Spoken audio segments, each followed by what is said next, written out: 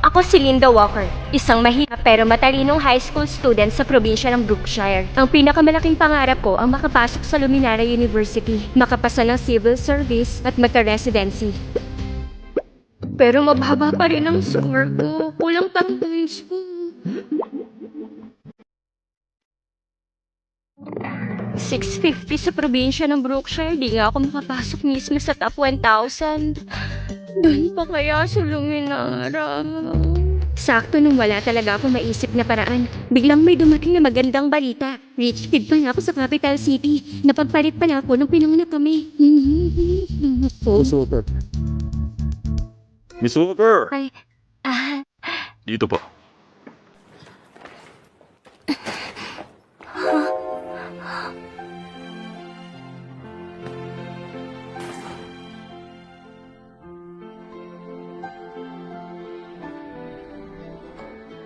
Miss Walker, sandali lang po.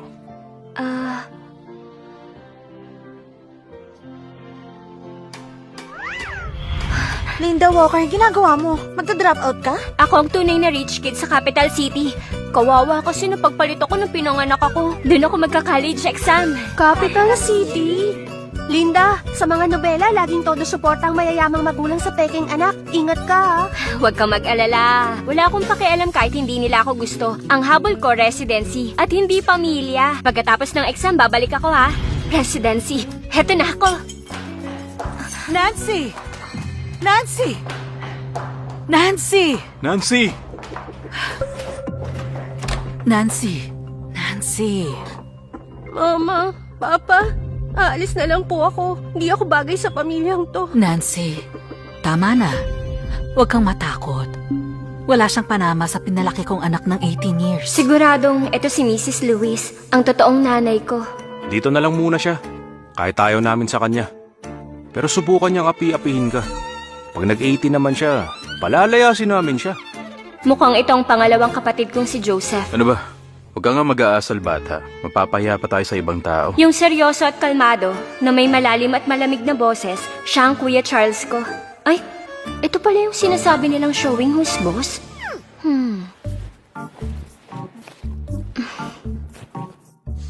Napaka-boring. Kung may mga free time ako, magsasolve ako ng mga practice problems. Tapos na kami. Usap tayo. Teka, naisip ko na ang sagot dito. Nagpapanggap ka ba? Kunwari, mabuti kang estudyante. Patingin nga. Ano ba yan? Tumahimik ka! Ay, nakakairita.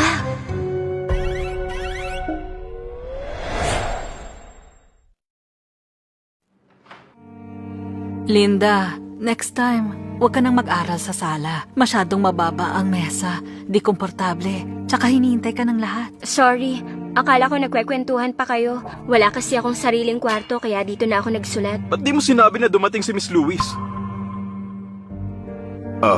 Pasensya na po yung master. Kasalanan ko po. Mama, sorry po. Kasalanan ko po. Okay lang, lahat ng kinalaman sa'yo, ha? Napakapangit umarte. Ganito ba kababaw ang mga mayayamang pamilya? Maayos naman ang kilos niya, pero halatang probinsyana. Siguradong may ugaling hindi papino. Sa ngayon, hindi siya bagay pumasok sa school ni Nancy. Dapat matutunan ng maayos sa mga rules ng pamilyang Lewis. Kopyahin mo. Una, gusto ni Master ng tahimik at ayaw niya na maingay.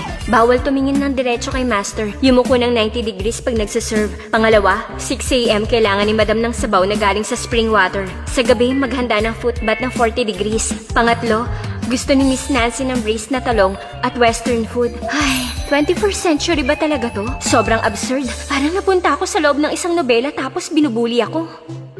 Pasensya na, pero ayokong kopyahin to. Pumunta ako dito para maghanda sa entrance exam, hindi para tumigil at maging katulong. Kung ayaw nyo, aalis na lang ako. Anong sinasabi mo?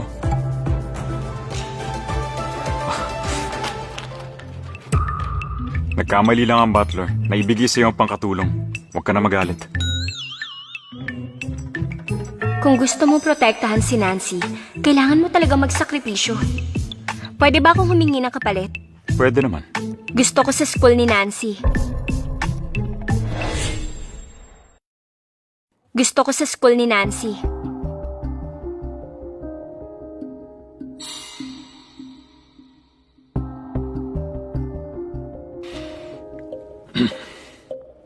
Okay.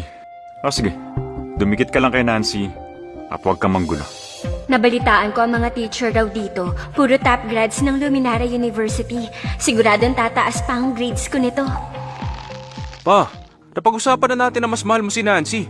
Ba't pagdating ni Linda, si Nancy ang mas kawawa? Kuya, tama na. Hindi naman talaga sa akin to eh. Linda, hindi ako makikipag-away sa'yo. Aalis ako sa pamilyang to. Uy, wag. Ikaw ang totoong Nancy Lewis. Ako yung sampid lang dito. Naku, hindi ah. Dito na talaga ang bahay niya. Huwag mo siya paalisin. Ikaw ang nag-iisang Nancy Lewis. Totoo yun. Sige, ituloy mo lang yung palabas mo. Alam ko na tong storya na to.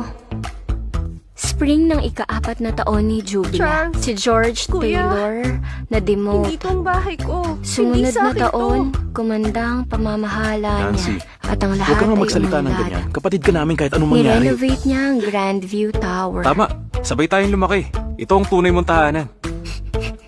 Linda, ang papa't mama ni Nancy ang nagpalit sa inyong dalawa. Inosente din siya. Itong bahay niya. Kaya, pwede bang makasundo mo siya? Hindi ba, siya ang dapat na tanongin niyo? Wala akong say sa pamilyang to. Bahala siya kung magiging fair siya. Ano ha? Na di kami fair sa'yo? Baliw na tong lalaki na to. Ano yung tingin na yan?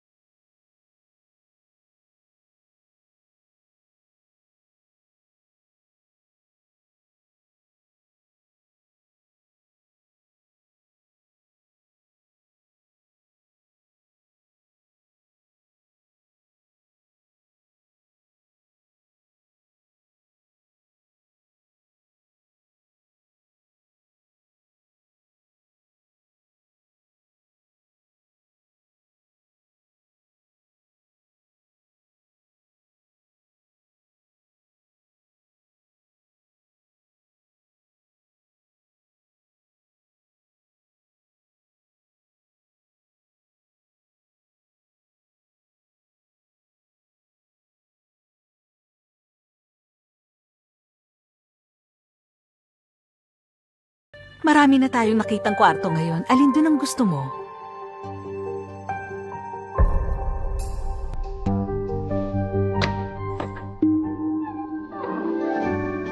Wow, ang laki nitong kwarto.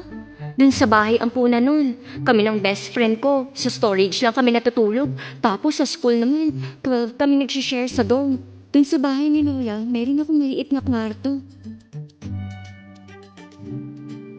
Sa dami ng kwarto dito, alin ba ang dapat na piliin ko?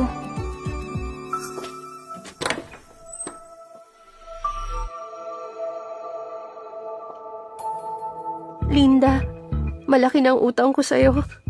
Kung gusto mo, itong kwarto ko, okay lang din. Ito na naman tayo, hindi na natapos. Tong si Nancy namin, masyado talagang mabait. Si Lola, ganyan din ako kino-comfort. Ako din ang paborito niya. Wag mo nang isipin yan, wag na. Pagdating ko sa Lewis family, handa akong hindi niyo mamahalin. Kailangan ko mag-aral na mabuti, makakakuha ng residency, mag-aaral sa Luminara, at kumita para sa sarili. Ma, kwarto na to ni Nancy. Sa dami ng kwarto na pagpipilian, ito pang kukunin niya.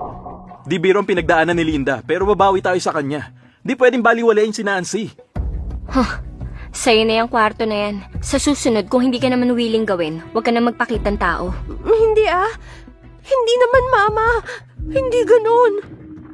Pare-pareho naman ang design ng kwarto. Yung nasa taas na lang ang kukunin ko. Magandang location. Tsaka tahimik. Okay mag-aral dun. Pareho lang talaga. Di lang talaga namin alam ang mga design na gusto mo. Pag nakasettle ka na, sabihin mo lang kung anong gusto mo para ma-add namin. Okay. Linda, pwede mo na ba akong tawagin na Mama?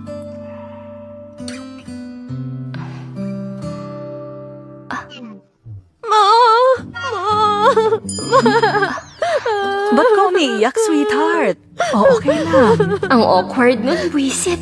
Ba't ba ako sumagot agad? Baka isipin niya, type ko siyang tawaging mama.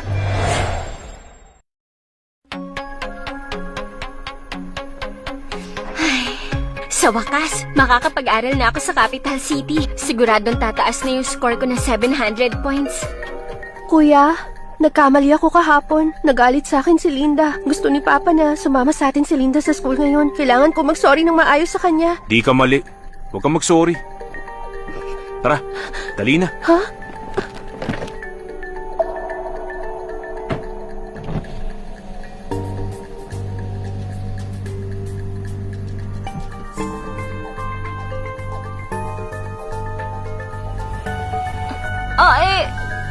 Ba't ganito tong mga to? Saan ako kukuha ng taxi dito sa Villa District? Hindi ako pwedeng malate sa klase.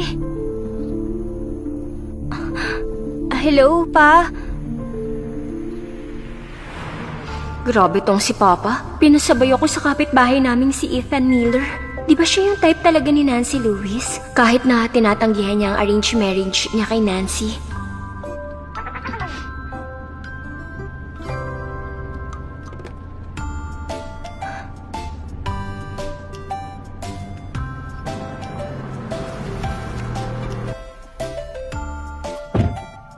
Salamat Sa susunod, doorbell ka lang kapag may need ka. Ikaw siguro yung malayong kamag-anak ng mga Lewis. Nasabi sa akin ni Nancy ang sitwasyon mo. Mahina ang foundation mo. Baka hindi ka makahabol sa enhancement class. Di mo kayanin. Regular class ka muna. Regular class? Tama. Sige, maliitin niyo ako. Di niyo ako mapipigilang matuto. Kahit sa regular class ako. Lahat ba dito makakalampas ng 700 points?